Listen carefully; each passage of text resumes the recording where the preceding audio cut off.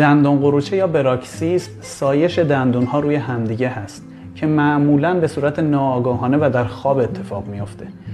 مشکلاتی که ایجاد میکنه دندون درد تو مفصل فکی و سردرد گاهن، حساسیت دندون گاهی به سرما و گرما رو ایجاد میکنه. علتهاش میتونه استرس و اضطراب باشه.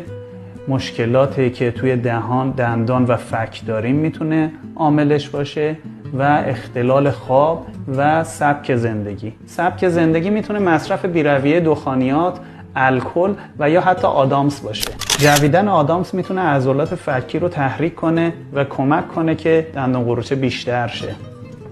کسایی که دندان قروچه دارن باید این 3 مورد رو کنترل کنن. اما راهکارهای ما: تشریف میارید کلینیک، دندانپزشک ازتون یک قالبی تهیه میکنه، میدیم دندان سازی و یک محافظ برای دندون هاتون تهیه میشه. این محافظ داخل دهانتون شب‌ها گذاشته میشه و کمک میکنه که جلوی ساییدگی دندون ها و سایشش گرفته شه. مطلب مهمتر کاهش استرس و اضطرابه. حتما باید استرس و اضطرابتون کنترل بشه، البته با کمک یک مشاور. بعضی داروهای شل کننده عضلات هم داریم که گاهن دندانپزشک میتونه بهتون بده که این عضلات فکیتون یه مقدار شل بشه و خودتون یه تمریناتی بکنید برای رهاسازی عضلات فکتون.